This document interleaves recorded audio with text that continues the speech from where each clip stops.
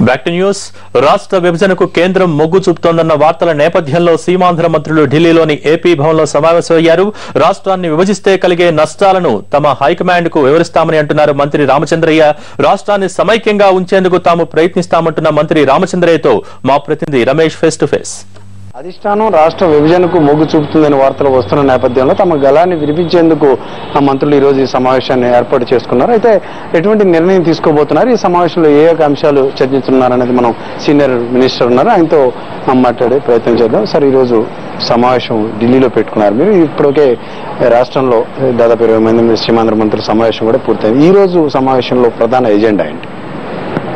Agenda లేదో ఏ విధంగా high command ను కన్విన్స్ చేయాలా, రాష్ట్రం సమగ్రంగా ఉంచాల్సినటువంటి నెసిటీ అది ఎందుకు ఉంచాలి, ఇవన్నీ మళ్ళీ హైకమాండ్ దృష్టికి ఒకసారి తీసుకొస్తారనేటువంటిది ఒక ప్రెజర్ బిల్డప్ మెజర్ తప్ప ఇంకేముండదు. అంటే ఇప్పటికే ఒక నిర్ణయానికి వచ్చిందని విస్తృతంగా ప్రచారం జరుగుతున్న నేపథ్యంలో కొంత సీమాంధ్ర ప్రాంతానికి చెందిన నేతలు కానీ మంత్రులు కానీ ఆలస్యంగా స్పందిస్తున్నారనే ఒక వాదన వినిపిస్తాం. దీనిపై మీ అభిప్రాయం?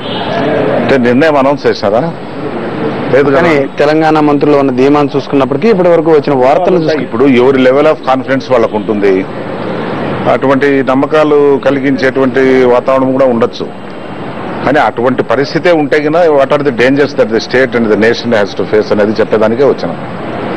త్యాగాలకు సిద్ధమని కొంతమంది మంత్రులు చెప్తా ఉన్నారు. ఎటువంటి నిర్ణయం తీసుకునే అవకాశం ఉంది? ఒకవేళ అటు విభజనకు అనుకూలంగా అధిష్టానం నిర్ణయం ఉన్నట్లయితే సీమాంధ్ర మంత్రులు వాళ్ళ ప్రజల మనోగతాల కోసం ఎటువంటి నిర్ణయం తీసుకునే అవకాశం ఉంది?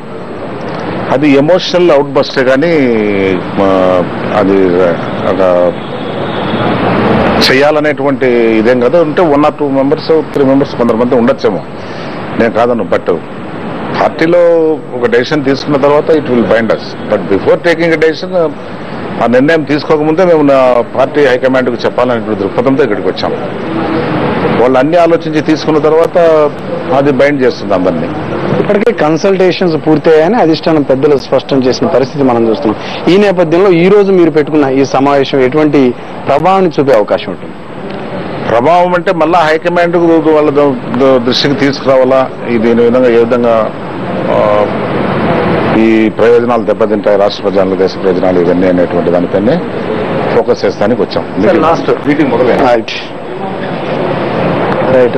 అధిష్టానంపై ప్రెజర్ తీసుకొచ్చేందుకు ఒక సమావేశాన్ని ఏర్పాటు చేసుకున్నామని మంత్రి రామచంద్రయ్య చెప్తున్నారు. ఇప్పటివరకు అధిష్టానం ఎటువంటి నిర్ణయం తీసుకోలేదు. అయినప్పటికీ కూడా జరుగుతున్న ప్రచారం నేపథ్యంలో ఒక ఒత్తిడి తీసుకురావడం ద్వారా అధిష్టానానికి తమ యొక్క కళాన్ని వినిపించే ప్రయత్నం చేస్తామని ఆయన చెప్తున్నారు. Over to studio.